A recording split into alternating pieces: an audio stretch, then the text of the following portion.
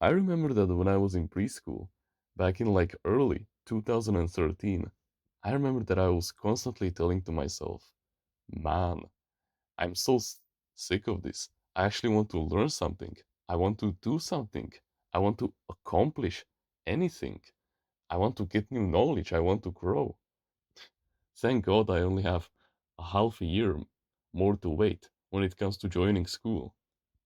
It wasn't that I hated preschool. No, no, no. Of course. We could play with toys all day. We could go outside anytime that we wanted to. We could sleep after like 12 a.m. It was awesome. We also had free breakfast, free lunch. It was nice. And plus, I also could play with my male classmates whenever we wanted to. It was a paradise. But as everything goes, it always goes away. So everything that is given to you will always be given away. And so it was time to join primary school. And man, did my opinion change in the first 2 weeks.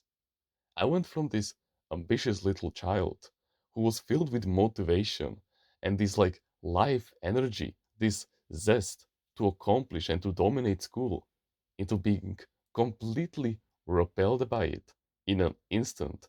Now, don't get me wrong, my first year of primary school, it was completely fine actually. I got yelled at probably only like 5 times or even less than what I can remember. And I got straight A's at my report card, so the first year wasn't really that bad. But I just thought to myself, was preschool really that bad? I mean, right now I have these teachers who aren't satisfied with their lives, who are constantly yelling at us, and who act like they want to just teach us something. And when they scold us, like they didn't physically hit us, of course, but when they were yelling at us, so trying to damage us mentally, they did it in the most obnoxious, the most deceitful way you can ever imagine. They were yelling at the top of their lungs. They were even looking at you with this expression of not trying to teach you something like, oh, come on, Daniel. I know that you can do better. Come on. What's 2 times 3 once again? Really think about it. No, they literally yelled at you at the top of their lungs, and they looked at you as if you literally murdered someone. Like, what the fuck, Daniel? What is wrong with you? Like, are you okay in the head? 2 times 3 is 5. We already went over this like 3 months ago. Once again, do it. Right in front of me. And if you get it wrong, you'll get an F. That's the treatment that we received on a daily basis. And then, when I left the first year of primary school and I went into my second year of primary school, my basically imagine everything that I said until now, the regret of not appreciating preschool as much, and the angerment, like the dissatisfaction that I was getting from school itself, even though I was a great student, and amplify it by a factor of 100 because I got a new head teacher. So, like, the main teacher that I was supposed to like take care of when you come to school and when you leave, of like the general stuff when it comes to your class. Yeah. And when you're in primary school, we have these like two levels when it comes to grades. So the first level is like grades between 1 and 4, and the second level is between grades 5 and 9. And when you're in this first grade, so right now I was a second grader, basically your head teacher, she teaches you everything, every single subject. And so it is safe to say that I was pretty much fucked. Because for the next 2 years, until the end of fourth grade, I received the worst treatment that you can ever imagine from a head teacher. Like, she was such a bitch when it came to actually raising us that it was so disgusting. Like, of course, she didn't verbally assault me, like, she didn't call me a dumbass, an idiot, and stuff like that, but she would constantly pick on me. Like, whenever I would make a mistake, she would shout it in front of the entire class. And when I even tried to study so that I would finally get a good grade on my exam, she would put these kind of bullshit questions inside of it that literally God only knows the answers for it. Like, swear to God, I've had this ever since I had her, like the head teacher. Ever since then, my perception of school hasn't been the same, and especially Slovakian language. Like, I used to be decently good at it. And then, when she came around, she completely fucked my entire view when it came to it. And the first C's show themselves on my report card. So just imagine going from this happy life where you get straight A's on every single one of your exams, and now imagine getting this like whore, this bitch who yells at you constantly and literally picks on any little mistake that you do and literally turns mosquitoes into elephants. She literally strengthens everything by a factor of 100. Every single little mistake, every single little bullshit that you do, she literally turns you into Satan himself. Like if you were the embodiment of evil. And so over time, my motivation to keep pushing slowly diminished and it stagnated until I didn't put much effort into school anymore. Like, of course, I still studied from time to time, but it was useless when it came to math and Slovakian language because ever since then, I had this dilemma of I can study for however long I want, but it just won't work.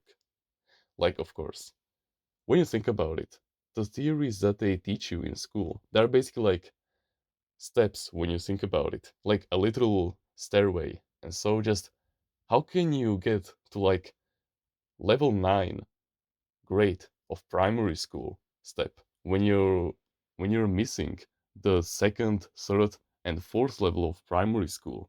Like it's just not possible. And so in the future, I may look into these like second, third, and fourth grade theories once I have the time. But for now, I am busy with other things. So yeah, that's something that I will say for the future.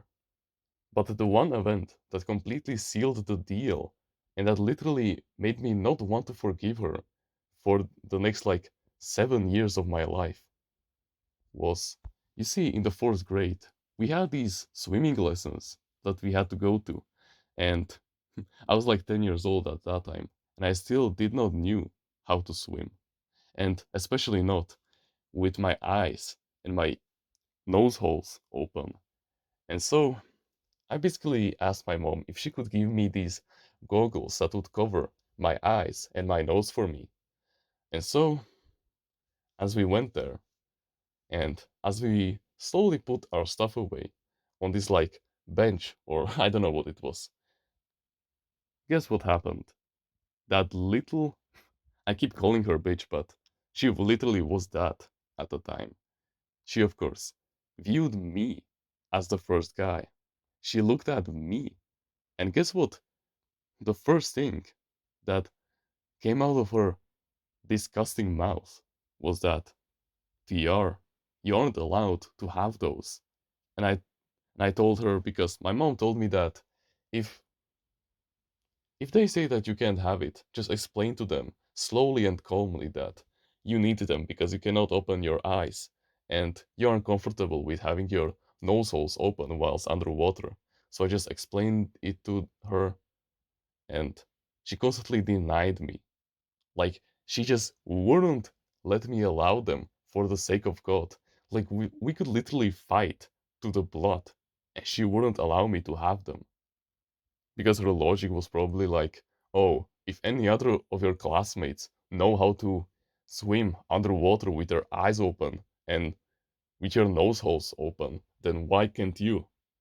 And it was safe to say that I got so pissed at that moment at both her and slightly at my mom because I wasn't just disappointed in the teacher, but at my mom as well because I relied on her. She literally comforted me that it was gonna be okay, but the system denied me once again. And I took the glasses, the goggles that she gave me, and I didn't throw them on the bench, but I put them on the bench with a little bit of force. Like it was hurt, but it wasn't like hurt all over the swimming pool. It was just, it made a little bit of noise. And this bitch turned around. And then later, at the parents' gatherings, she told, in front of fucking everyone, that I took the goggles and I threw them on the fucking bench. The fucking audacity, bro. And then my mom came home and she yelled at me a little bit. But then, of course, she gave me the place, like the room to actually explain it to her because she's not a bad mom, of course. I don't want to paint her as this horrible being, of course. So don't get the wrong picture. She just gets very overprotective over me and my reputation. Okay. So, and when I explained it to her what actually happened, and she told me that I allegedly threw them onto the bench, dude, that sealed the deal for the next like couple of years. And then when we went to grade 5, I was so fucking grateful that I did not had her for any longer. Like, I know that you may be thinking right now about me that I'm a little bitch for still caring about something small as this, but you got to remember, this was literally the combination. This was literally the bursting effect that finally happened after 3 years of receiving trauma from her. Like I could go on and on and on how much it destroyed my zest, like my drive for the education system, how she completely made me demotivated when it came to actually living life itself. But that's a story for another day. And I don't want to speak about it right now, but just know that I went through a lot during those 3 years as a 10-year-old child. And that was basically the thing that sealed the deal, the final nail in the coffin. But as it later goes, I'd still lived with this demotivation that she had given me for years on end. And I basically disliked school for most of my life from that point onwards. But as I got into self improvement and I started to read more books and finally get knowledge once again, and I improved my confidence, my learning skill, as I improved my telling skill as well. And when I discovered that I wanted to be a teacher of self development, of self evolution, then I actually, believe it or not, I actually got back. Well, not to its fullest form, but I received back that energy, that motivation, that zest of life when it came to actually going to school in the first place. I was actually enjoying it for the first time in like 10 years. I finally felt that feeling once again. This beautiful childhood energy. I don't know how to describe it, but it is such an awesome feeling to feel something like that you haven't felt for like 11 years by that point. And so, you know what I did? I didn't complain about her any longer. Well, first of all, I just didn't want to dedicate any of my energy towards her anymore. The first thing that I did was that I forgave her. I forgave her for all the 3 years of the trauma that she had given me. I forgive her for stealing this feeling away from me. I forgive her for all the times she embarrassed me in front of the entire class that made the other guys pick on me for years to come. I forgive her for making me cry every single time when I got a bad grade, not even knowing what I did wrong and not even explaining it to me, but yelling at me instead. I forgive her for that. When you forgive, you are forgiven as well. So, the only way that you can escape trauma is to forgive your abuser. Otherwise, you will just constantly live in this negative cycle of negative energy and of bad feelings, of sorrow, of sadness. And the goal of overcoming trauma is to finally feel happy once again, right?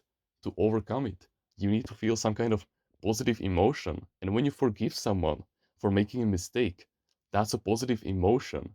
I know that they might have done you so dirty in the past, but always just remember we are human and we make mistakes. Like, yeah, sure. Some people are genuinely bad at life. Some people are genuinely like these manipulative scumbags that will do anything to break your will, like that teacher, for example. But guess what? Since you're still here, that means that you haven't given up.